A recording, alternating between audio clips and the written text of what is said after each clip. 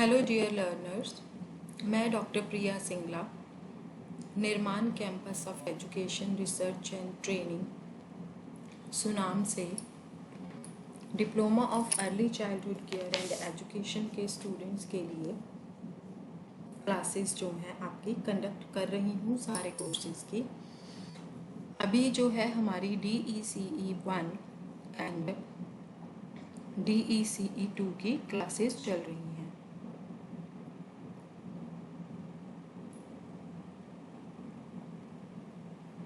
इससे पहले की यूनिट 20 हमने स्टार्ट कर दी है। इससे पहले की जितनी भी क्लासेस हैं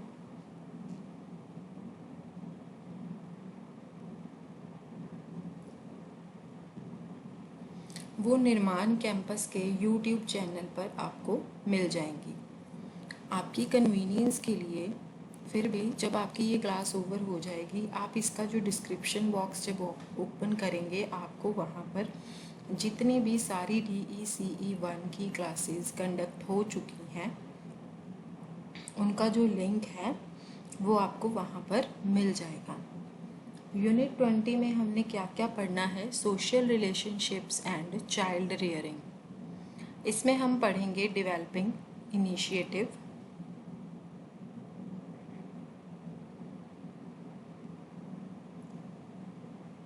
सेल्फ कंसेप्ट में हमने क्या क्या पढ़ना है?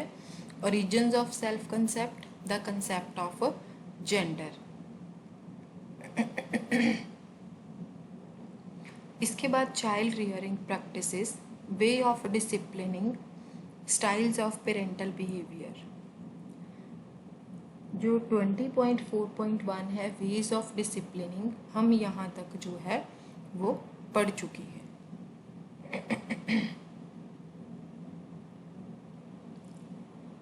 स्टाइल्स ऑफ पेरेंटल बिहेवियर से हमें स्टार्ट करना है।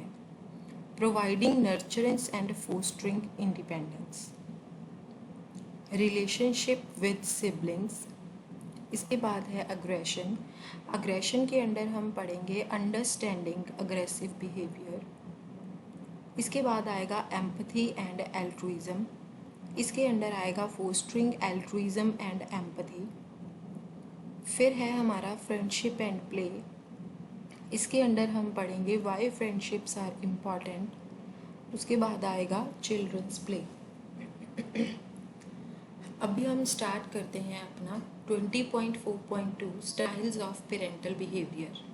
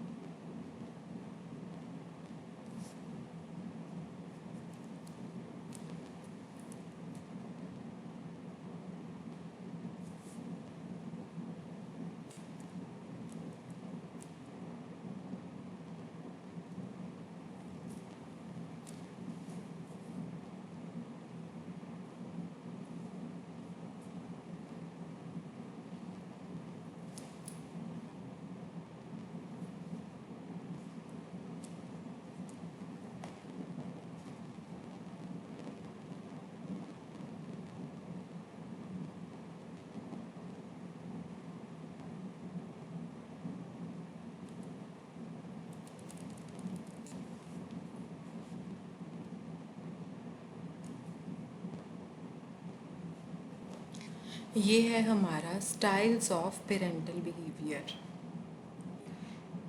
ये अब कह रहे हैं यहाँ पे कि जो डिसिप्लिनरी टेक्निक्स होती हैं वो पेरेंट और चाइल्ड के रिलेशनशिप्स का सिर्फ एक एस्पेक्ट होता है। पेरेंट्स के बिहेवियर की और भी कई डायमेंशंस होती हैं जो कि एक बच्चे की पर्सनैलिटी को इन्फ्लुएंस करती हैं।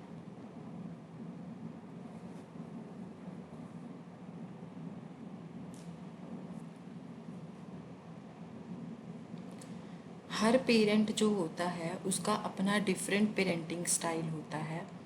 कई पेरेंट्स बहुत ही प्यार से और बहुत ही स्नेह से अपने बच्चों को हैंडल करते हैं, पर कई पेरेंट्स जो होते हैं वो बहुत ही हॉस्टाइल होते हैं, मतलब कि वो बहुत ही अनफ्रेंडली होते हैं, है ना, और थोड़े रिजेक्शन वाले होते हैं। और जो और दूसरे पेरेंट्स होते हैं वो कई बार काफ़ी डिफरेंट होते हैं इन दोनों से भी।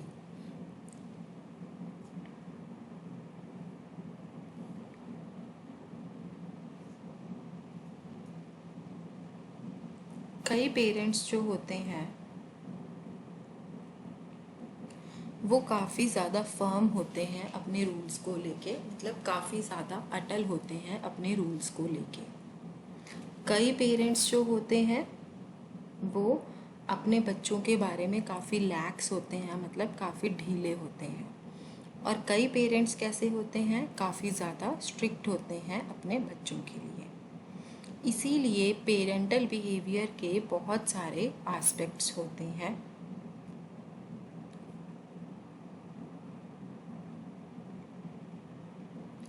सब मिलाकर, बाय एंड लार्ज, मतलब सब मिलाकर जो पेरेंटिंग स्टाइल पेरेंट्स ने अडॉप्ट किया है वो सारे टाइम के लिए जो है स्टेबल रहता है। कोई भी सिचुएशन हो, किसी भी तरह की सिचुएशन हो, हर सिचुएशन के लिए जो है वो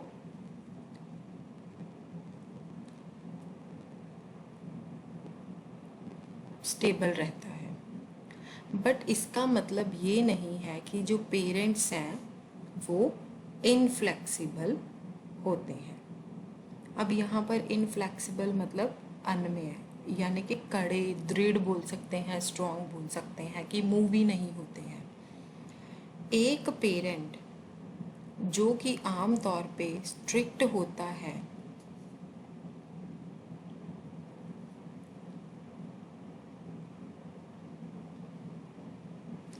अपने रूल्स को लागू करने के लिए कई केसेस में वो बच्चों को फ्लेक्सिबिलिटी भी अलाउ कर देते हैं। अब पेरेंट्स का जो स्टाइल होता है उसका बच्चे की पर्सनैलिटी के ऊपर काफ़ी लंबे समय तक अफेक्ट रहता है। इसीलिए जो पेरेंट्स होते हैं उनको ये डिसाइड करने की ज़रूरत है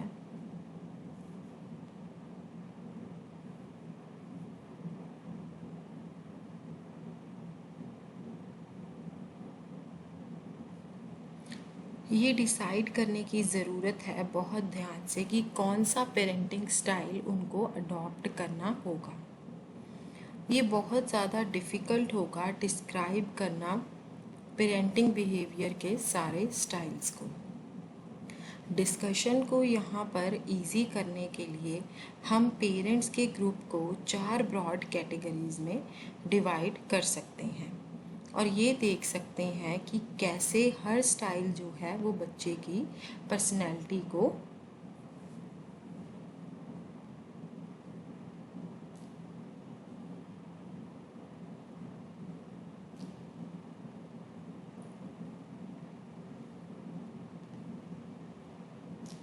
इन्फ्लुएंस करते हैं।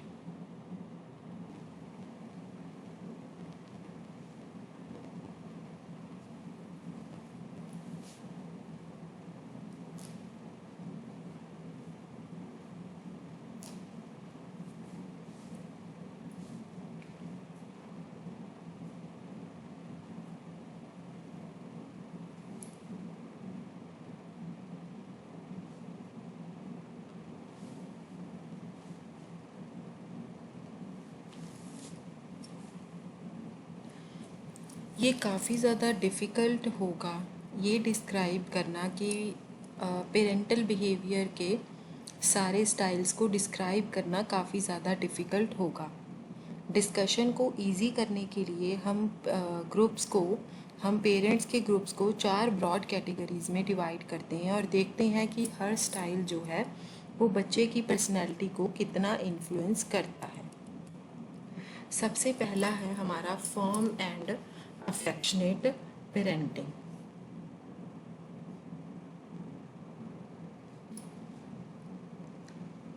फर्म मतलब अटल और अफेक्शनेट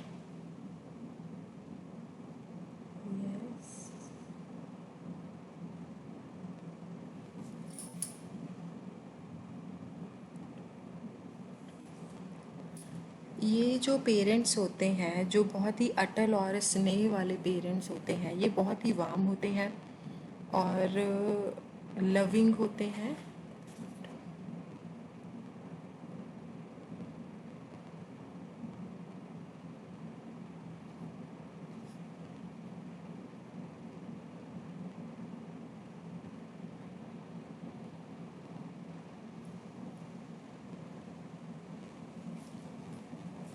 और सपोर्टिव होते हैं बच्चों के एफर्ट्स के लिए और उनकी अकम्पलिशमेंट्स के लिए,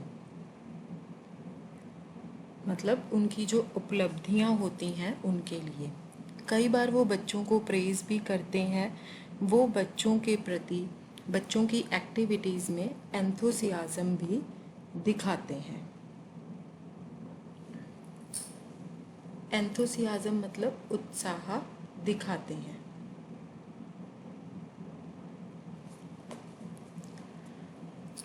बच्चों की फीलिंग्स को सेंसिटिवली रिस्पॉन्स करते हैं और एम्पथी दिखाते हैं और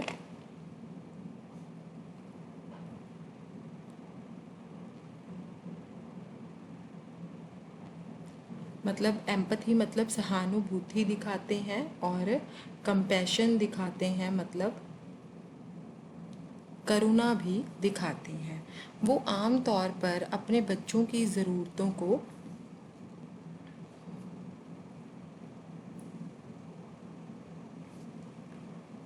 वो बच्चों की जो ज़रूरतें हैं उनको अपनी ज़रूरतों से ऊपर मानते हैं।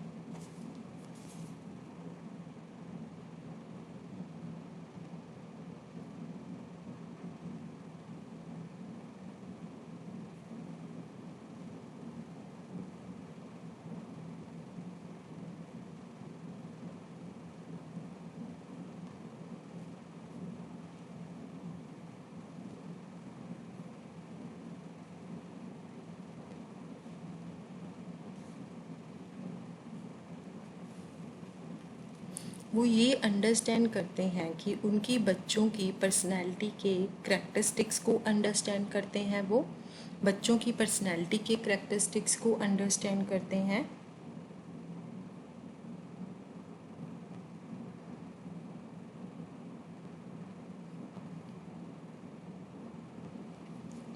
और उनका क्या पॉइंट ऑफ व्यू है वहाँ पर अंडरस्टैंड करते हैं।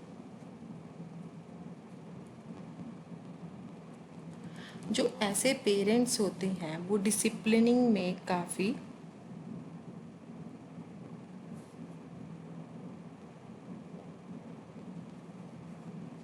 अटल होते हैं। वो बहुत सिंपल से रूल बनाते हैं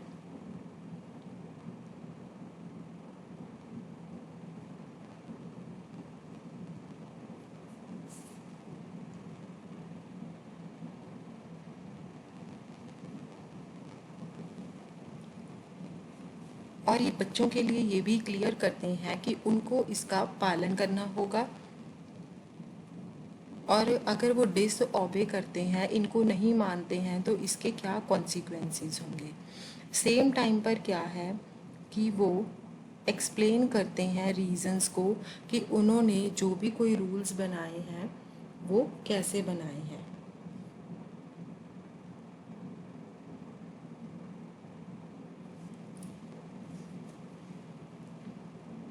दूसरे शब्दों में हम कह सकते हैं कि वो बच्चों के बिहेवियर को लिमिट करते हैं।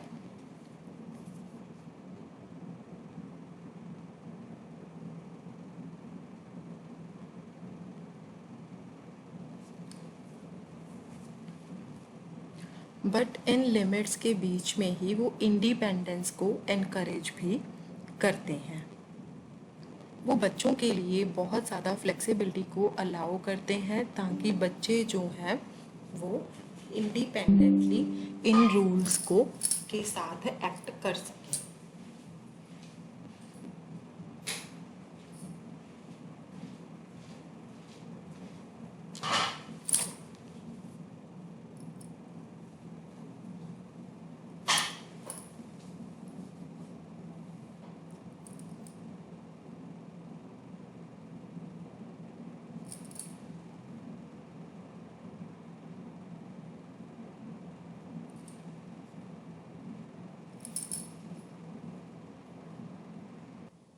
कोई भी रूल्स को बनाने से पहले या किसी भी डिसीज़न पर पहुंचने से पहले वो कभी कभी बच्चों को उनके व्यूज़ के बारे में पूछते हैं और डिस्कशन जो है वो एनकरेज करते हैं। वो बच्चों के ऑब्जेक्शंस को भी सुनते हैं। सुनने का मतलब ये है कि वो अपना सिर हिलाने से ज़्यादा जब बच्चा बोल रहा है वो उसको सुनते हैं।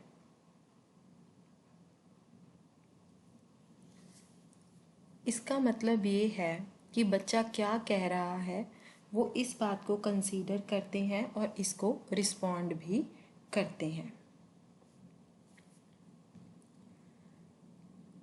ये बच्चे की फीलिंग्स जो हैं वो देगा कि बच्चा कुछ कह रहा है जो कि वर्थ है और उसका जो ओपिनियन है वो इम्पॉर्टेंट है।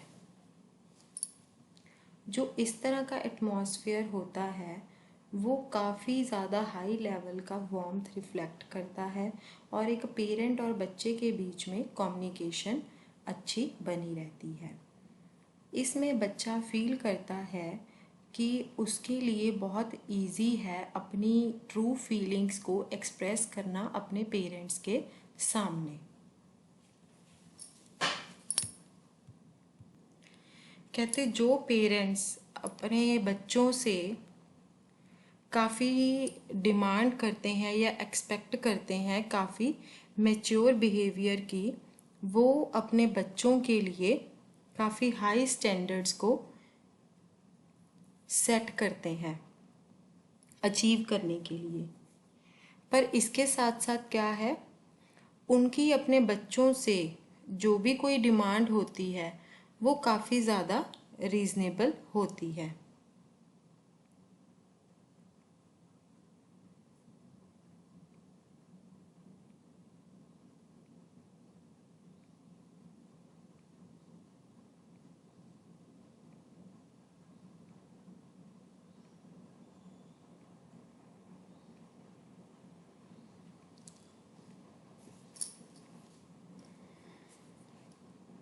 और उनकी एबिलिटीज़ को ध्यान में रखते हुए ही वो ये डिमांड्स को रखते हैं।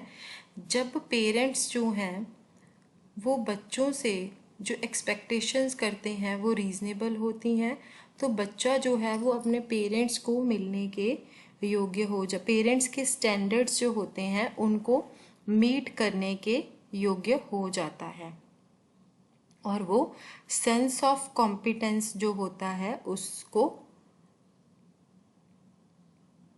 सेंस ऑफ कॉम्पिटेंस को ड्राइव करता है उसके थ्रू। ये जो कॉन्फिडेंस की फीलिंग होती है ये वो दूसरी सिचुएशंस की तरफ भी लेके जाता है। यहाँ पर एक पॉइंट को रीस्टेट करना बहुत इम्पॉर्टेंट है कि की कंसेप्ट क्या है, वो है रियलिस्टिक एक्सपेक्टेशंस। जो अनरियलिस्टिक डिमांड्स होती हैं वो बच्चों के सेल्फ एस्टीम को कम कर देती हैं जब वो जैसे ही वो कुछ भी फुलफिल नहीं कर पाता है जो कि पेरेंट्स की उनसे डिमांड होती हैं, तो वो अनरियलिस्टिक जो डिमांड्स होती हैं वो बच्चों के सेल्फ एस्टीम को कम कर देती हैं।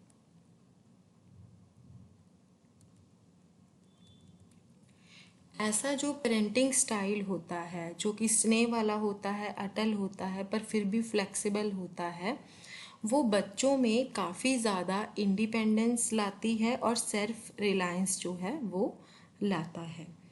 शुरू में बच्चा क्या करता है, बहुत ही मैच्योर बिहेवियर शो करता है। उन बच्चों का पहले जो बच्चा होता है वो बहुत ही मैच्योर बिहेवियर शो करता है, बहुत ज़्यादा हाई उनका सेल्फ एस्टीम होता है, बहुत ज़्यादा जनरोसिटी शो करता है और सेंसिटिव होता है दूसरों की तरफ, और कम अग्रेसिव भी होता है। वो फ्रेंडली होते हैं और वो अपने पीयर्स के साथ बहुत ही अच्छे से रहते हैं। वो नई चीज़ों को ट्राई करने के लिए ज़्यादा विलिंग होते हैं और एक्सप्लोर भी करते हैं। ये जो एक ट्रेट है उनका, वो क्रिएटिविटी के साथ एसोसिएट करता है।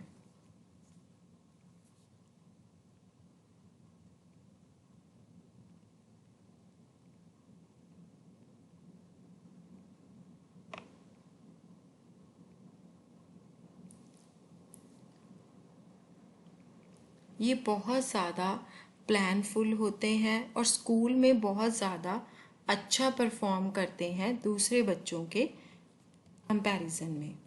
दूसरा पेरेंटिंग स्टाइल है rigid and inflexible parenting.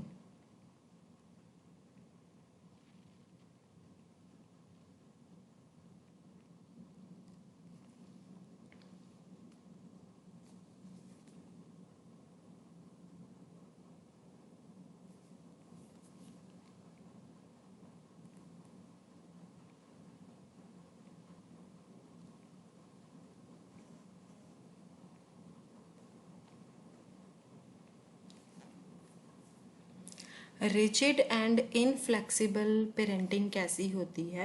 Rigid मतलब जो बहुत कठोर होती है, इनफ्लेक्सिबल का मतलब होता है कि अकथनीय है ना, मतलब जो फ्लेक्सिबल नहीं होती है, जैसे हम बोल देते हैं कि मूवमेंट नहीं है। इन पेरेंट्स की जो सबसे इम्पॉर्टेंट, सबसे पहली करेक्टरिस्टिक्स होती है वो क्या होती है कि वो बहुत कम रीजनिंग को यूज़ करते हैं बच्चों को डिसिप्लिन करने के लिए। वो पावर ओरिएंटेड टेक्निक्स को यूज़ करते हैं ताकि बच्चों में अच्छा सोशल बिहेवियर जो है वो डाला जा सके। वो बच्चों को इस तरीके से देखते हैं जैसे कि वो अथॉरिटी में ही हों। वो रूल्स को और डिमांड्स को सेट करते हैं और ये डिमांड, वो रूल्स को सेट करते हैं और ये डिमांड करते हैं अपने बच्चों से कि बच्चे उनसे बिना कोई क्वेश्चन पूछे उनकी हर आज्ञा का पालन करें। वो अपने रूल्स के प्रति बहुत ही कठोर होते हैं जो उन्होंने सेट किए होते हैं। वो अपने रूल्स के प्रति या अपने डिसीजंस के प्रति बच्चों को कभी भी कोई भी रीज़न नहीं बताते और ना ही वो बच्चों को एनकरेज करते हैं कि बच्चे अपने पॉइंट ऑफ व्यू से कभी कोई बात कर सकें। वो सिर्फ इन चीज़ों को ही वैल्यू करते हैं कि बच्चा जो वो आज्ञाकारी हो, और इंडिपेंडेंट बिहेवियर तो वो बिल्कुल भी बच्चों में एनकरेज नहीं करते हैं। ना ही बच्चों को कोई क्वेश्चनिंग अलाउड होती है और ना ही किसी चीज़ की एक्सप्लोरेशन अलाउड होती है। इसमें पेरेंट्स जो होते हैं वो बच्चों के बिहेवियर को बहुत ज़्यादा कंट्रोल करते हैं। बच्चों को सोचना भी अलाउड नहीं होता है अपने आप से, और ना ही एक्ट करना अलाउड होता होता है। ये जो पेरेंट्स होते हैं ये बहुत ही कम वार्म, मतलब कि ज़्यादा स्नेह वाले नहीं होते हैं। ये बच्चों को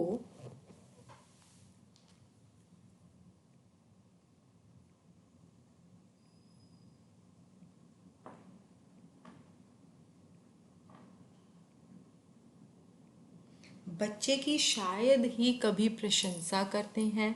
इनमें से कई तो बिल्कुल ही ऐसे होते हैं कि वो हर चीज़ को रिजेक्ट करते रहते हैं और शत्रुतापूर्ण भी होते हैं। ये भी देखने को मिला है कि ऐसी फैमिलीज़ में जो बच्चे रहते हैं वो बच्चे डिसकंटेंटेड होते हैं, डिसट्रस्टफुल होते हैं और विथड्रॉन भी होते हैं। डिसकंटेंटेड मतलब बच्चे जो होते हैं वो काफ़ी ज़्यादा असंतुष्ट होते हैं। डिसट्रस्टफुल का क्या मतलब है कि बच्चे जो हैं वो ज़्यादा ही शक्की होते हैं। विथड्रॉन का यहाँ पर क्या मतलब है कि बच्चे जो होते हैं वो किसी भी चीज़ को वापस ले लेते हैं, जैसे कोई वर्ड बोले उसको भी वो वापस ले लेते हैं। ऐसे बच्चे जो होते हैं वो अपने पीयर ग्रुप के साथ उनको रिलेशन बनाने में बहुत ज़्यादा डिफ़िकल्टी होती है और वो उनके साथ अच्छे से बिहेव भी नहीं करते हैं। इस तरह के पेरेंटिंग स्टाइल में जो बच्चे होते हैं वो काफ़ी ज़्यादा नई चीज़ों को करने में काफ़ी ज़्यादा एनकरेजमेंट होती है उनको, ठीक है। पर फिर भी उन बच्चों में दूसरे बच्चों के कंपैरेटिवली जो है काफ़ी ज़्यादा उनका सेल्फ इस्टीम जो होता है वो कम होता है।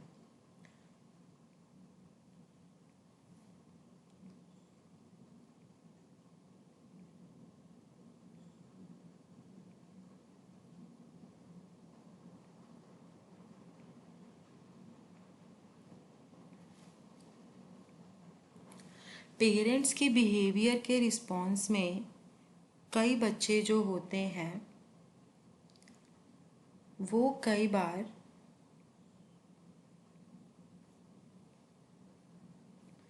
सबड्यूड बन सकते हैं। सबड्यूड मतलब कि सबऑर्डिनेट या डिपेंडेंट बन सकते हैं, है ना, या फिर टाइमिड बन सकते हैं। टाइमिड का मतलब होता है कि डरपोक बन सकते हैं। जबकि जो दूसरे बच्चे होते हैं जो पेरेंट्स के बिहेवियर को बहुत ज़्यादा हाई लेवल का अग्रेशन शो करके रिएक्ट करते हैं, वो बच्चे भी इस तरह से हो जाते हैं, सबड्यूड या टिमिड हो जाते हैं, मतलब कि डरपोक हो जाते हैं।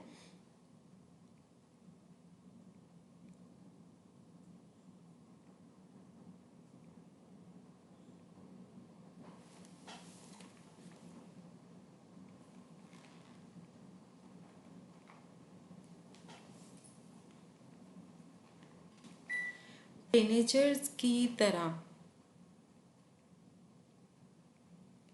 स्कूल में ये बच्चे बहुत ही कम अच्छा करते हैं, जबकि उनको कोई अर्ली अपॉर्चुनिटी नहीं मिलती है ऐसा एक्ट करने के लिए। इसके बाद है परमिसिव पेरेंटिंग। ये जो पेरेंट्स होते हैं वो लैक्स होते हैं डिसिप्लिनिंग में, है ना। लैक्स का मतलब होता है कि ढीले होते हैं बहुत ज़्यादा। ये बच्चों को सारी फ्रीडम देते हैं कि बच्चे जो करना चाहते हैं वो करें। इन बच्चों के लिए कोई भी ऑलमोस्ट कोई भी रूल्स जो हैं वो नहीं होते हैं और जो पेरेंट्स होते हैं वो बच्चों से कुछ ज़्यादा एक्सपेक्ट भी नहीं करते हैं। इनफैक्ट जो बच्चे हैं वो खुद के अपने रूल्स बना लेते हैं और पेरेंट्स जो हैं वो बच्चों से बहुत ही कम डिमांड करते हैं कि बच्चा जो है वो मैच्योर मैनर में बिहेव करे। इन फैमिलीज़ में जो बच्चे होते हैं उनको फ्रीडम होती है कि वो जैसे करना चाहते हैं वो करें और उनकी थोड़ी बहुत ही रिस्पॉन्सिबिलिटीज़ होती हैं। जो पेरेंट्स होते हैं वो अपना जो बिहेवियर है वो बच्चों अपना वार्म बिहेवियर या अपना प्यार जो है वो बच्चों को लिबरली दिखाते रहते हैं, मतलब उदारता पूर्वक जो है बच्चों को दिखाते रहते हैं। ऐसे पेरेंट्स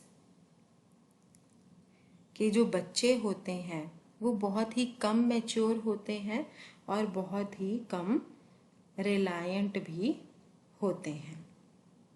सेल्फ रिलायंट का मतलब है कि आत्मनिर्भर। वो रिस्पॉन्सिबिलिटीज़ को लेना बिल्कुल भी पसंद नहीं करते हैं और वो पीयर्स के साथ अपने बिहेवियर को लेके बहुत ही इमेच्योर भी होते हैं। वो इंडिपेंडेंट नहीं होते हैं पर वो काफ़ी हाई लेवल का जो एग्रेशन है वो शो करते हैं, जबकि उनके जो पेरेंट्स हैं वो कोई भी एफर्ट्स नहीं करते हैं बच्चे के एग्रेशन को कंट्रोल करने के लिए। इसके बाद है निग्लेक्ट इन पेरेंटिंग। 3 हमने पढ़ लिए, ये है हमारा चौथा, नेग्लेक्ट इन पेरेंटिंग। ये वो पेरेंट्स होते हैं जो अपने बच्चों को निग्लेक्ट कर देते हैं, उनको बच्चों में कोई भी इंटरेस्ट नहीं होता है और ना ही वो अपने बच्चों के बारे में बॉदर करते हैं। वो ना ही बच्चों को कोई वार्म या प्यार दिखाते हैं, वो अपने बच्चों के बिहेवियर को कंट्रोल नहीं करते या बच्चों से एक्सपेक्ट नहीं करते कि वो मैच्योर बिहेवियर करें।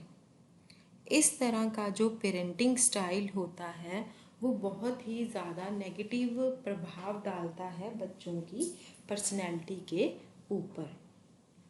ऐसे पेरेंट्स के जो बच्चे होते हैं वो पीयर ग्रुप्स के साथ भी अपने रिलेशनशिप में काफ़ी ज़्यादा डिस्टर्बेंस दिखाते हैं, अपने बचपन में भी और अपने अडल्टहुड में भी।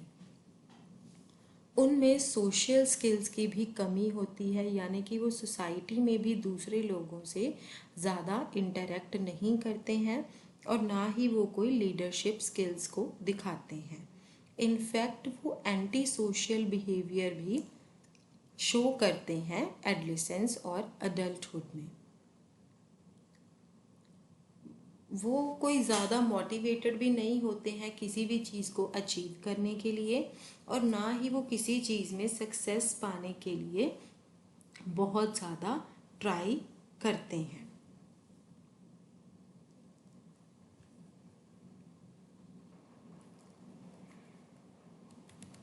कहते कि जैसे कि हमने ये बताया है कि एक पर्टिकुलर पेरेंटिंग स्टाइल जो होता है वो एक बच्चों में स्पेसिफिक पर्सनैलिटी करेक्टरिस्टिक्स को दर्शाता है। यहाँ पर ये भी याद रखना ज़रूरी है कि हम सिर्फ मेंशन्ड जर्नलाइटिस की ही यहाँ पर बात कर रहे हैं। जो आउटकम्स हमने डिस्क्राइब किए हैं हर पेरेंटिंग के स्टाइल के साथ वो ज़्यादातर वही आउटकम्स होते हैं, पर ये ऐसे ही आउटकम्स नहीं होते हैं।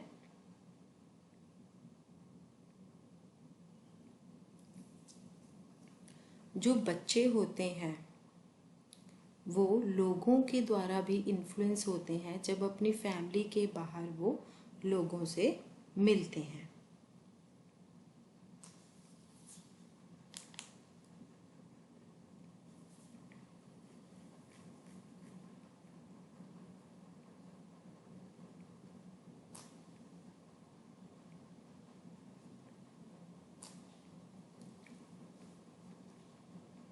जो पेरेंट्स का बिहेवियर होता है ये भी कई फैक्टर्स में से एक फैक्टर ऐसा है जो कि बच्चे के बिहेवियर को अफेक्ट करता है। अगर पेरेंट्स जो हैं वो हॉस्टाइल होते हैं, शत्रुतापूर्ण होते हैं, पर जो और पेरेंट्स हैं वो काफ़ी सपोर्टिव हैं और काफ़ी ज़्यादा वार्म है उनकी नेचर, तो बच्चों की पर्सनैलिटी जो है वो पॉजिटिवली डेवलप हो सकती है। ये भी पॉसिबल है कि जो सारे पेरेंट्स होते हैं वो डिफरेंट पेरेंटिंग स्टाइल को यूज़ करते हैं। अगर उनमें से कोई भी एक पेरेंट थोड़ा सा रिस्ट्रिक्टिव हो तो दूसरा फ्लेक्सिबल भी हो सकता है। उसका बच्चों के ऊपर काफ़ी ज़्यादा इम्पैक्ट होता है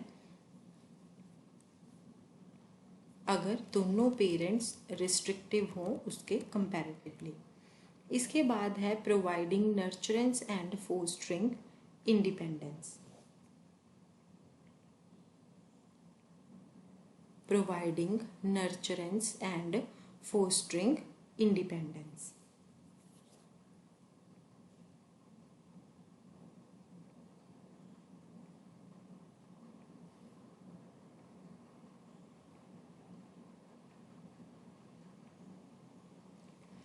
नर्चरेंस मतलब कि पोषण प्रदान करना और इंडिपेंडेंस को बढ़ावा देना।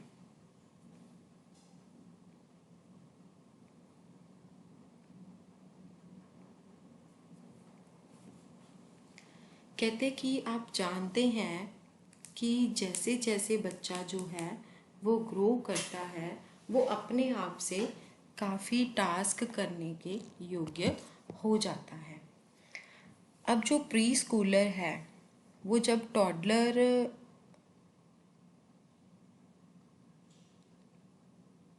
जो प्री स्कूलर है वो अपने पेरेंट्स के ऊपर अब इतना डिपेंडेंट नहीं रहता है जो जैसे कि टॉडलर होता है।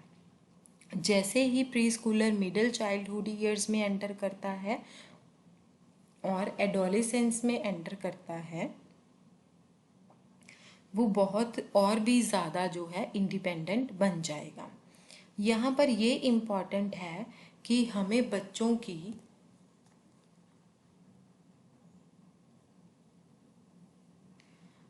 की इच्छा को एनकरेज करना है ताकि वो चीज़ों को अपने आप से कर सकें, क्योंकि ये बच्चों में सेल्फ कॉन्फिडेंस को प्रमोट करता है।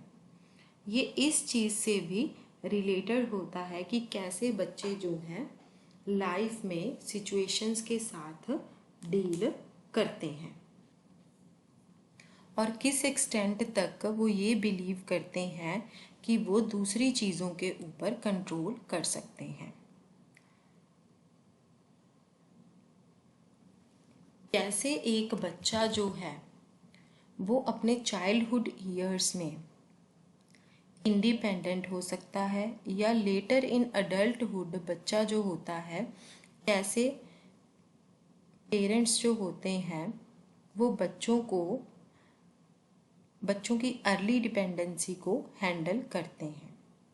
पेरेंट्स जो होते हैं वो अपने बच्चों को प्रोटेक्ट करना चाहते हैं और उनको प्रिपेयर करते हैं ताकि वो डेंजर और फ्रस्ट्रेशन को फेस कर सकें। अब सबसे ग्रेटेस्ट चैलेंज क्या है पेरेंटिंग का कि बैलेंस बनाए रखना बहुत ज़्यादा और बहुत कम प्रोटेक्टिवनेस में बच्चों के प्रति। अब इसमें थोड़ा हम ब्रीफली एक बार देखेंगे।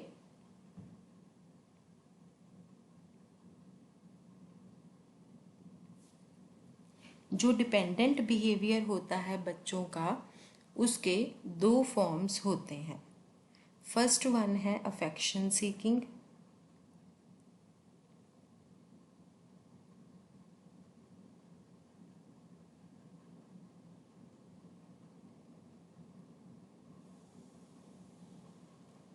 दूसरा है हेल्प सीकिंग। अफेक्शन सीकिंग में क्या है कि बच्चा जो है वो लव्ड होना चाहता है। जब उनकी प्रेज़ की जाती है और नोटिस किया जाता है उनको, तो वो काफ़ी लव्ड फील करते हैं। जब बच्चा कहे लुक एट मी, मेरी तरफ देखो, तो इसका मतलब कि वो अपनी इच्छा को एक्सप्रेस कर रहा है कि उसकी प्रेज़ की जाए और अपने पेरेंट्स के प्यार को एश्योर कर रहा है कि वो उनको ज़रूर मिले।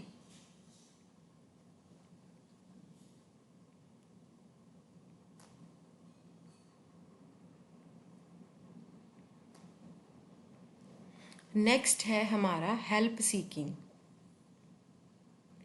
जब हम टास्क के साथ फेस करते हैं तो बच्चा जो है वो डिफ़िकल्ट फाइंड आउट करता है। वो हेल्प के लिए पूछता है। अपने आप से काम करने के योग्य होने की बजाय वो अडल्ट की हेल्प मांगता है और ये एश्योर करता है कि वो उनकी केयर भी करता है। कहते पेरेंट्स जो हैं वो प्री स्कूलर के डिपेंडेंट बिहेवियर को कैसे रिस्पॉन्ड करना चाहते हैं। ये पैराडॉक्सिकल दिखता है।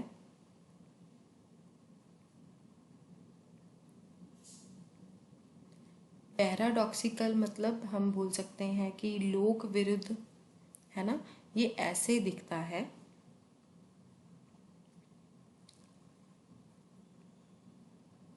पर अगर पेरेंट्स जो हैं वो बच्चे के डिपेंडेंट बिहेवियर को पॉजिटिवली रिस्पॉन्ड करते हैं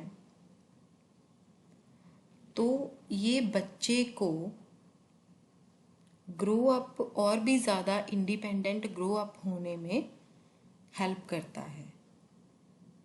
अगर हम बच्चे को पनिश करें उसके डिपेंडेंट बिहेवियर की बजाय, इसकी बजाय बच्चा जो है वो और भी ज़्यादा इंडिपेंडेंटली ग्रो होता है।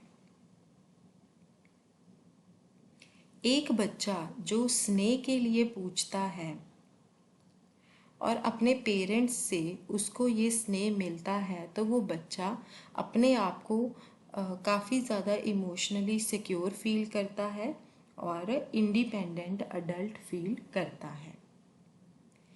एक बच्चा जिसको कि प्रॉपर पोषण नहीं मिलता है जब उसको उसकी ज़रूरत होती है तो ये बच्चा जो है जब जैसे जैसे बड़ा होता जाता है ये उसी चीज़ के लिए ही मतलब देखता रहता है कि मुझे ये नर्चरेंस जो है वो कब मिलेगी। कहते जैसे कि अडल्ट्स जो होते हैं जब वो इमोशनली इनसिक्योर फील करते हैं तो ये उनके डिपेंडेंट बिहेवियर को लीड करता है और दूसरों के ऊपर बहुत ज़्यादा रिलायंस को फील करता है कि निर्भरता हो जाती है दूसरों के ऊपर बहुत ज़्यादा। अगर रिलेशनशिप में सबसे बड़ा फैक्टर एक अडल्ट की तरह उनकी ज़रूरत लव और सिक्योरिटी है तो वो बहुत ज़्यादा हैंडीकैपिंग भी हो सकता है।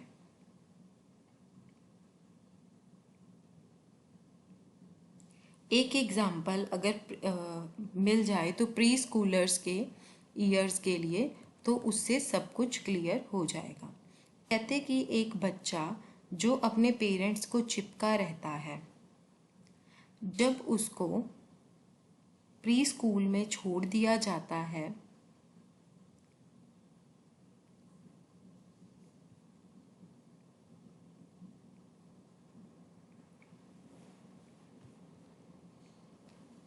वो बच्चा जो अपने माता पिता से चिपका रहता है दावा करता है कि जब वो उसे प्री स्कूल में छोड़ देते हैं और उन्हें जाने नहीं देते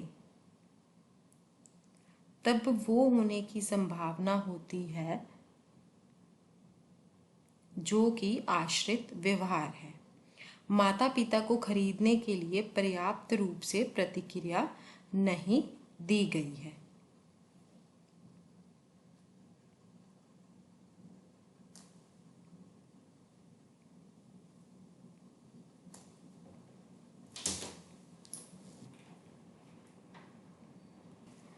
तो पेरेंट्स के लिए बच्चे के लिए ये काफ़ी डिफ़िकल्ट हो जाता है कई बार पेरेंट्स से सेपरेट होना हर दिन। स्कूल में बच्चा जो है वो टीचर से बहुत ज़्यादा अटेंशन मांगता है। दूसरी तरफ क्या है कि जो बच्चा है जब वो किसी नए स्कूल इन्वायरमेंट में एडजस्ट हो जाता है बिना किसी ज़्यादा प्रॉब्लम के और ज़्यादा फ्रेंड्स बनाता है तो वो बच्चा होता है जिसके पेरेंट्स ने उसको अच्छा पोषण प्रोवाइड किया होता है। इसीलिए वो बच्चा जो है इंडिपेंडेंटली एक्ट करता है। अब दूसरी साइड क्या है कि जो पेरेंट्स कई बार बहुत ही ज़्यादा प्रोटेक्टिव होते हैं वो एनकरेज करते हैं डिपेंडेंट बिहेवियर को और रिस्पॉन्ड करते हैं बहुत ही ज़्यादा एंग्शियसली जब उनके बच्चे उनसे हेल्प के लिए पूछते हैं। उनको एनकरेज करने के बजाय कि तुम अपना काम अपने आप करो वो एंग्शियसली रिस्पॉन्ड करते हैं तो वो अपने बच्चों को भी एंग्शियस बना सकते हैं। एक बच्चा जो कि कभी भी अपनी प्रॉब्लम्स को अपने आप लर्न करने के तरीके नहीं सीख पाता है, वो जब बड़ा होता है तो वो दूसरों के ऊपर ही डिपेंडेंट होता है। कैसे हम जो है बच्चे में इंडिपेंडेंस को बढ़ा सकते हैं? हर पेरेंट जो है उनको बच्चे में इंडल्ज होने में और उनको फर्म बनाने में, है ना, एक बैलेंस क्रिएट करना है कि बच्चे को हम थोड़ी सी डिफ़िकल्टी के साथ कैसे हेल्प कर सकते हैं, और उनको बोलो कि अपना काम जो है वो खुद से करें। नेक्स्ट है हमारा रिलेशनशिप विद सिबलिंग्स। हमारी कंट्री में बहुत सारी फैमिलीज़ ऐसे हैं जिनके कि एक से ज़्यादा बच्चे होते हैं। जब वो सिबलिंग के साथ इंटरेक्ट करते हैं, यानी कि अपने बाकी भाई बहनों के साथ इंटरेक्ट करते हैं,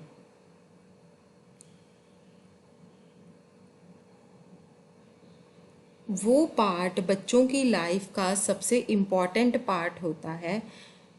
उससे भी ज़्यादा इम्पॉर्टेंट होता है कि जो बच्चे जब पेरेंट्स के साथ इंटरेक्ट करते हैं।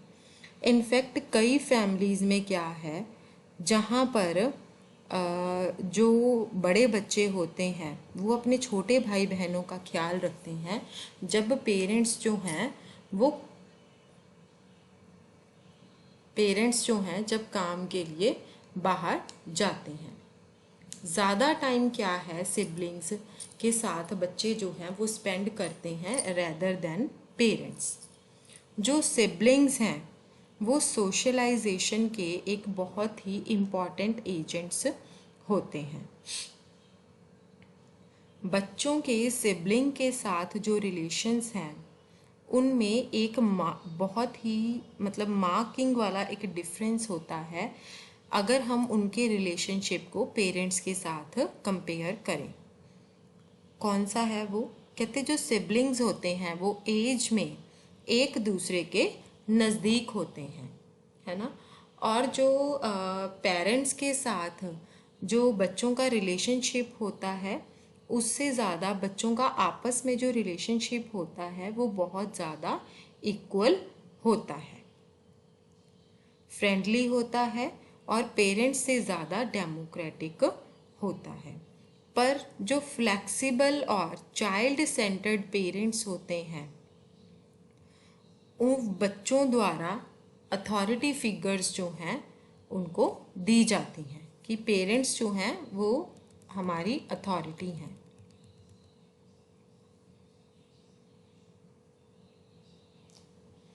जो सिबलिंग्स होते हैं वो बच्चों को एक इमोशनल सिक्योरिटी जो है वो प्रोवाइड करते हैं।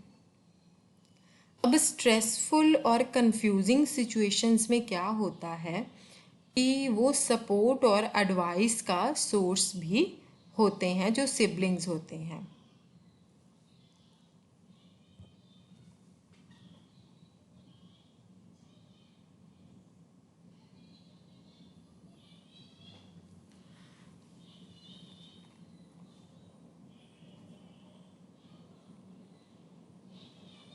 They can be confided in। वो एक दूसरे पर विश्वास भी कर सकते हैं। बहुत सारे बचपन के ऐसे सीक्रेट्स होते हैं जो सिबलिंग्स सिर्फ एक दूसरे के साथ ही शेयर करते हैं। जो बड़े सिबलिंग्स होते हैं वो बिहेवियर के स्टैंडर्ड्स को सेट कर लेते हैं।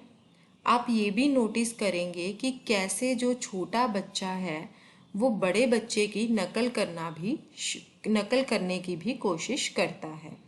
अब जो लॉयल्टी या हेल्पफुलनेस या प्रोटेक्शन के जो कोड्स होते हैं वो भाई बहनों के बीच में बहुत ज़्यादा स्ट्रॉन्ग होते हैं। अब हम दूसरी तरफ की अगर बात करें, जो सिबलिंग्स के बीच में जो रिलेशनशिप होता है वो एगैलिटेरियन होता है, मतलब कि समान अधिकारवादी यानी कि समतावादी जो रिलेशन है वो होता है। दूसरे हाथ पर दूसरी तरफ क्या है कि कन्फ्लिक्ट रिलेशनशिप भी हो सकता है, डोमिनेशन और कंपटीशन वाला भी रिलेशन जो है वो हो सकता है। सिबलिंग्स के बीच में जो राइवलरी और जेलसी होती है वो अनकॉमन नहीं होती है। कई केसेस में क्या होता है, जो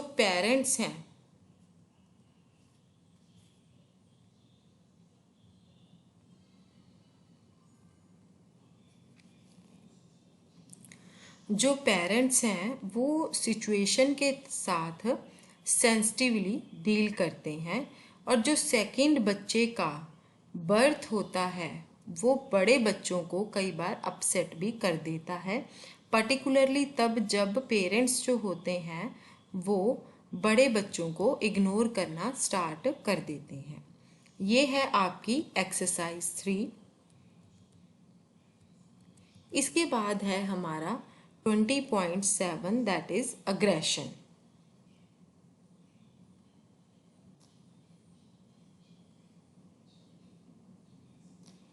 कहते कि ब्लॉक 3 में हम अग्रेसिव बिहेवियर के थोड़े से रीजंस के बारे में पढ़ा था कि बच्चों में अग्रेसिव बिहेवियर के क्या रीजंस हो सकते हैं।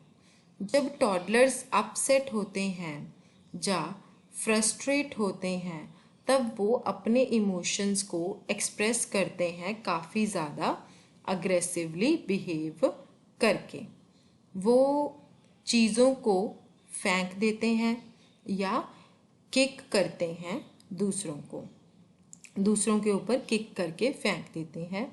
जो प्री स्कूलर्स होते हैं वो फिजिकल अग्रेशन को शो करते हैं।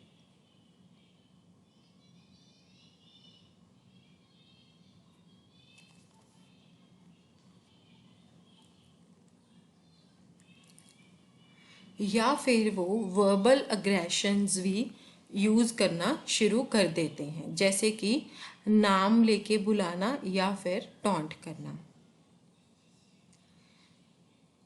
ये प्री स्कूल ईयर्स में होता है कि पेरेंट्स जो होते हैं वो अग्रेशन के साथ बहुत ज़्यादा स्ट्रिक्टली जो है डील करना स्टार्ट कर देते हैं। हम यहाँ पर ये भी कह सकते हैं कि प्री स्कूलर में जो अग्रेसिव बिहेवियर का कारण क्या हो सकता है, अब हम उसके बारे में पढ़ेंगे। और जो पेरेंट्स हैं वो कैसे बच्चे को सोशलाइज कर सकते हैं।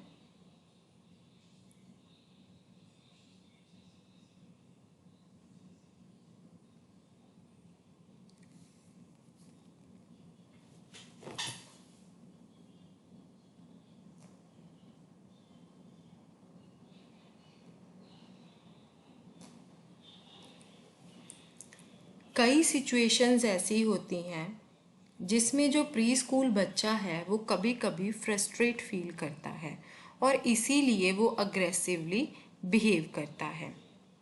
वो कई बार पनिश भी कर सकते हैं, कई बार उनको पनिशमेंट भी मिलती है बच्चों को। कई बार क्या होता है कि पेरेंट्स से उनको ज़्यादा अटेंशन भी नहीं मिलती है या उनको टॉयज़ भी नहीं मिलते हैं जिनके साथ वो खेलना चाहते हैं, या फिर उनको जबकि एक ग्रुप खेल रहा होता है तब उन बच्चों को अकेले छोड़ के बाकी सारे बच्चे भाग जाते हैं। जब जो प्री स्कूलर्स होते हैं जब वो एक साथ खेलते हैं तो कई फ्रस्ट्रेशंस जो होती हैं उसका रिजल्ट बन के सामने आती हैं। ऐसा क्यों होता है कि बच्चे जो होते हैं वो ज़्यादातर एक दूसरे के पॉइंट ऑफ व्यू को समझने में फेल हो जाते हैं।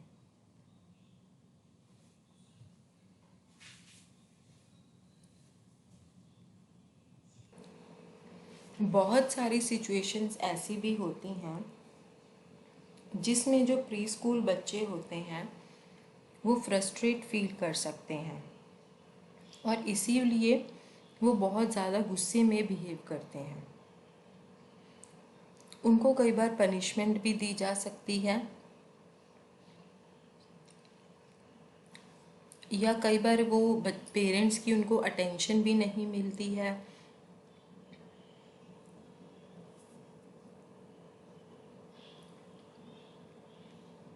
जब प्री स्कूल बच्चे जो होते हैं वो एक साथ खेलते हैं, कई बार जो फ्रस्ट्रेशन होती है बच्चों में वो देखने को मिलती है, क्योंकि बच्चे जो होते हैं वो एक दूसरे के पॉइंट ऑफ व्यू को नहीं समझते, पर फिर भी बहुत ज़्यादा इंडिविजुअल डिफरेंसेस होते हैं जिस तरीके से बच्चे डील करते हैं या अपनी फ्रस्ट्रेशन को रिएक्ट करते हैं। कितनी अमाउंट हर बच्चे की जो होती है, फ्रस्ट्रेशन की अमाउंट जो होती है वो अलग होती है और वो उसको टॉलरेट भी कर सकते हैं। और जैसे अगर हम दो प्री स्कूलर्स की बात करेंगे, जो वो चाहते हैं उनको वो नहीं मिला,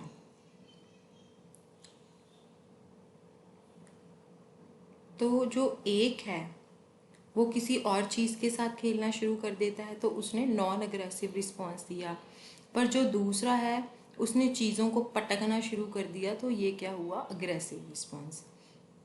ये जो डिफरेंस होते हैं ये काफ़ी नोटिस करने वाले होते हैं जब आप बच्चों के ग्रुप को खेलते हुए देखते हैं। तब ये जो एग्रेशन होती है, ना ही ये इच्छा होती है किसी की और ना ही ये कोई फ्रूटफुल तरीका होता है किसी भी सिचुएशन से डील करने का। बहुत इम्पॉर्टेंट होता है किसी भी केयर गिवर या मदर के लिए कि अपने बच्चे को अग्रेसिव बिहेवियर से थोड़ा दूर रखें।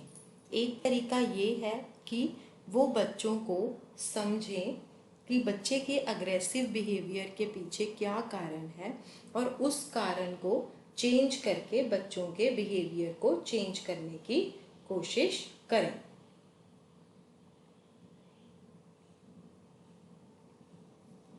नेक्स्ट है हमारा अंडरस्टैंडिंग अग्रेसिव बिहेवियर।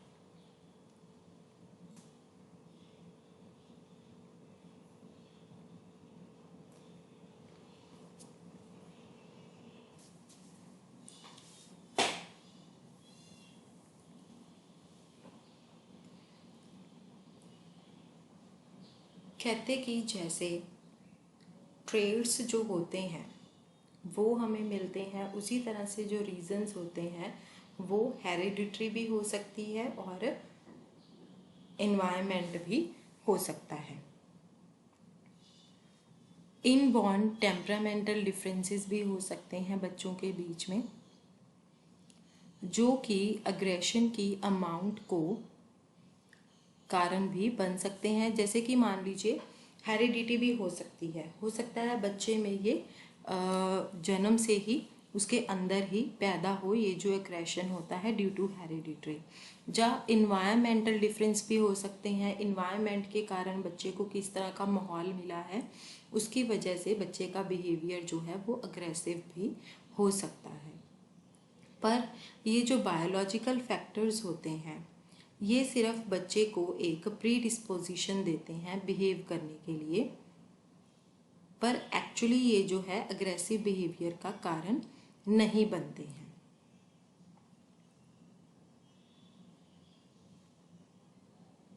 ये क्या होता है, ये बच्चे का एक एक्सपीरियंस होता है उन लोगों के साथ जो उनके आसपास होते हैं।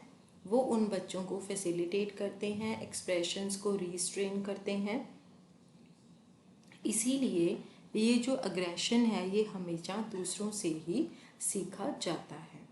जो फैमिली सेटिंग है या बच्चों का पेरेंट्स के साथ जो रिलेशन है और पेरेंट्स का अपना एक बिहेवियर जो होता है वो ये डिटर्मिन करता है कि बच्चे का जो बिहेवियर है वो अग्रेसिव है या नहीं है। उसके बाद है फैमिली सेटिंग एंड अग्रेशन। कहते कि आप जानते हैं कि एक ये तरीका जिसमें कि बच्चा कैसे अग्रेसिवली बिहेव कर सकता है दूसरों को देख के। पेरेंट्स जो कि खुद अपने आप में अग्रेसिव होते हैं वो अग्रेशन का एक मॉडल बन जाते हैं अपने बच्चों के लिए, क्योंकि बच्चे क्या करते हैं ज़्यादातर पेरेंट्स के उस अग्रेशन बिहेवियर को नकल करने की कोशिश करते हैं। एक रिसर्च स्टडी में क्या दिखाया गया है, उसका क्या कंक्लूजन निकला है कि जो अग्रेसिव बिहेवियर है उसको नकल करके भी सीखा जा सकता है। उस स्टडी में बच्चे 3 से 5 साल की उम्र के लिए गए थे। उनको 3 ग्रुप्स में डिवाइड कर दिया गया। एक ग्रुप जो था वो फिल्म देख रहा था। वहाँ पर उनको एक अडल्ट ने पनिश किया, उनको फेंक दिया, किक किया और रबर डॉल के ऊपर बिठा दिया। दूसरा ग्रुप जो मूवी देख रहा था, जिसमें एक कार्टून फिगर जो थी उसने डॉल को हिट किया, और तीसरे ग्रुप ने देखा कि अडल्ट जो था वो डॉल के पास चुपचाप बैठा हुआ था, वो बिल्कुल भी उसकी तरफ कोई भी ध्यान नहीं दे रहा था। मूवी को देखने के बाद बच्चों को टॉयज के साथ खेलने के लिए बोला गया और एक वैसी ही डॉल उनको दे दी गई जैसे कि मूवी में दिखाई गई थी।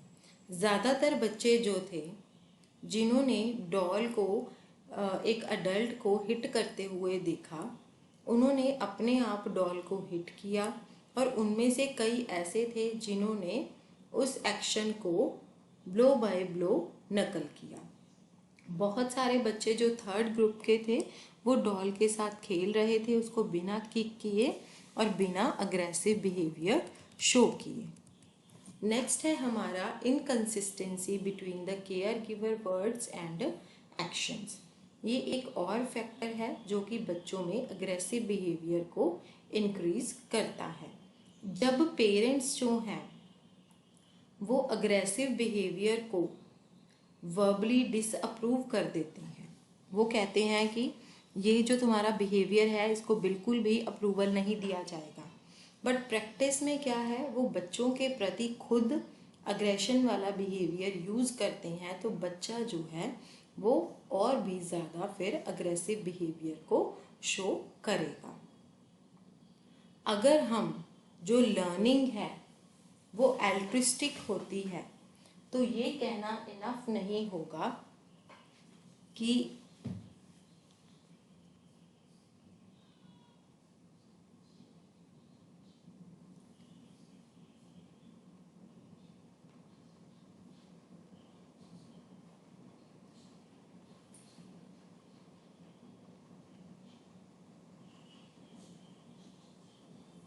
मैं जो कहता हूँ वो करो।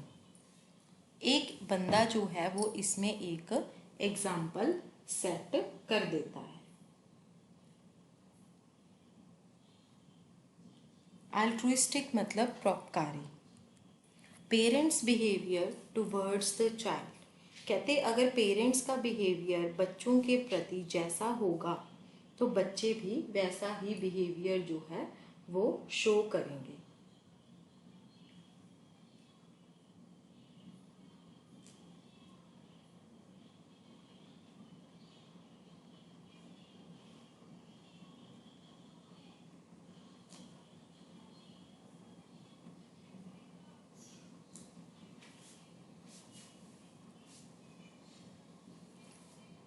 पेरेंट्स जो हैं अगर वो बच्चों के साथ काफ़ी ज़्यादा रिजेक्शन वाला बिहेवियर शो करेंगे या फिर शत्रुतापूर्ण वाला बिहेवियर शो करेंगे तो बच्चों में अग्रेशन बिहेवियर बढ़ने के ज़्यादा चांसेस बढ़ जाते हैं। बच्चा जब एक अग्रेशन को यूज़ करता है अपने पेरेंट्स की अट्रैक्शन को पाने के लिए भी बच्चा जो है कई बार अग्रेसिव बिहेवियर को शो करता है।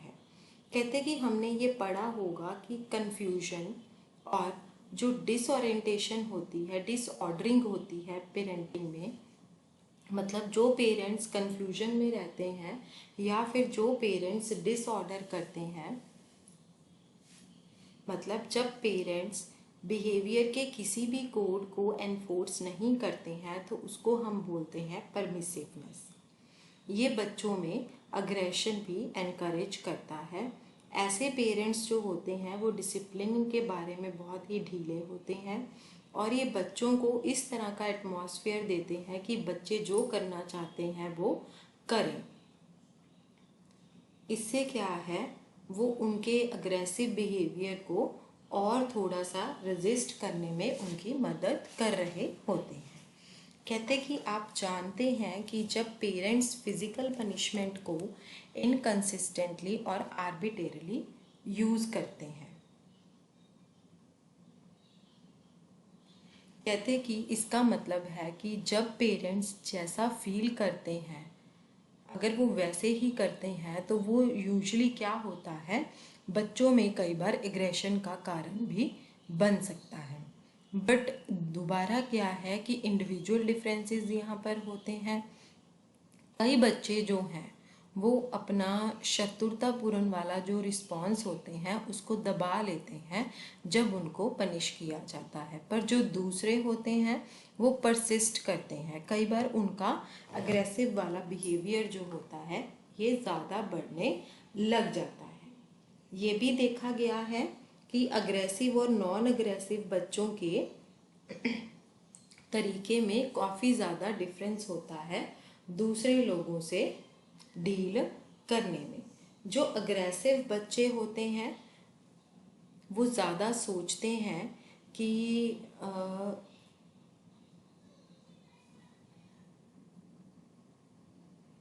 वो ये सोचते हैं कि क्या ये जो लोग हैं इनकी कोई शत्रुतापूर्ण वाली इंटेंशंस हैं, जबकि ऐसा बिल्कुल भी नहीं होता है। अगर सिचुएशन क्लियर नहीं होती है तो वो खेलते हुए उसको बॉल के साथ भी हिट कर सकते हैं। अग्रेसिव बच्चे जो होते हैं वो ज़्यादा सोचते हैं और वो पर्पसली वहाँ पर हिट भी करते हैं। कॉन्सिक्वेंटली क्या है, वो रिटेलिएट करते हैं। जो दूसरे बच्चे होते हैं वो दोबारा से हिट बैक करते हैं और फिर झगड़ा शुरू जो है हो जाता है।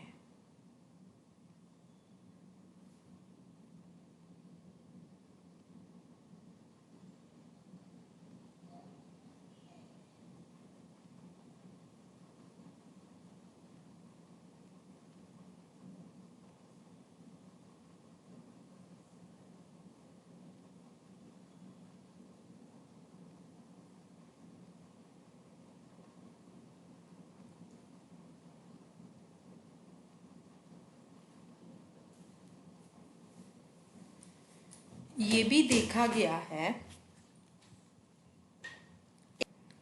जो अग्रेसिव पेरेंट्स होते हैं और अग्रेसिव बच्चे होते हैं वो एक दूसरे को रीइंफोर्स करने की कोशिश करते हैं।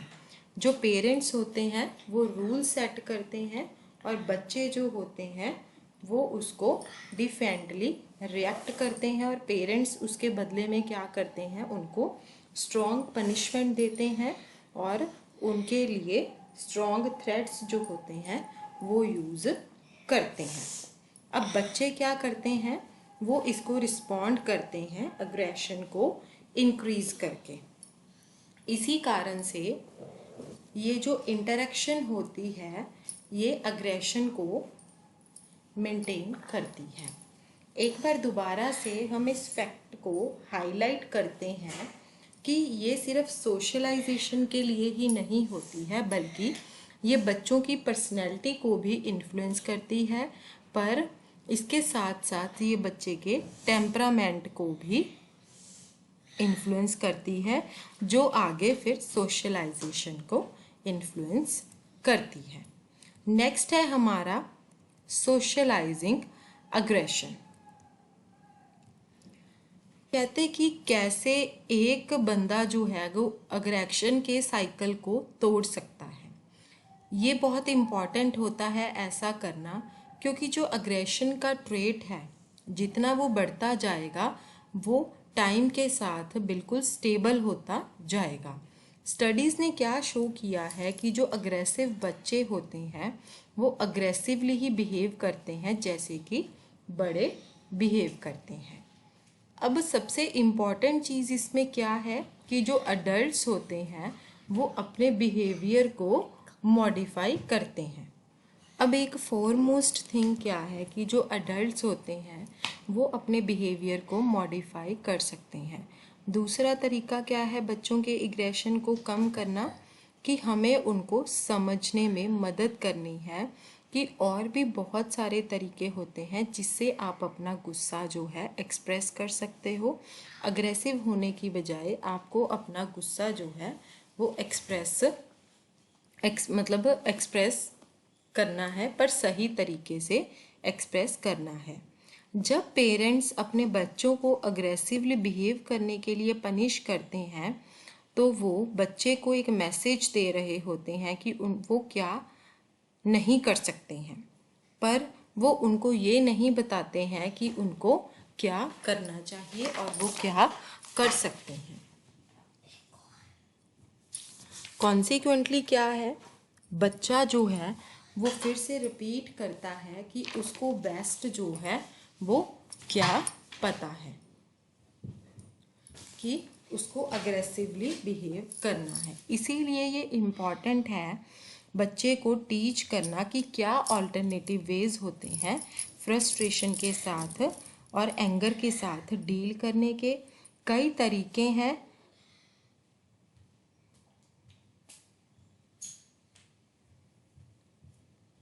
जिस पे हम बात भी कर सकते हैं और वर्बली अपने गुस्से को एक्सप्रेस कर सकते हैं, मदद के लिए पूछ सकते हैं, काम के लिए पूछ सकते हैं और दोबारा फिर से उसी चीज़ पे आ सकते हैं। इसके बाद नेक्स्ट हमारा आता है एम्पथी एंड एल्ट्रुइज़म। एम्पथी एंड एल्ट्रुइज़म जो है वो हम अपनी नेक्स्ट क्लास में करेंगे। फ्रेंडशिप एंड प्ले भी हम अपनी नेक्स्ट क्लास में ही करेंगे। ठीक है, आज की क्लास हम यहीं पर ही ओवर कर देते हैं। Thank you dear students. आज की जो क्लास है वो आपकी ख़त्म होती है अब। Thank you.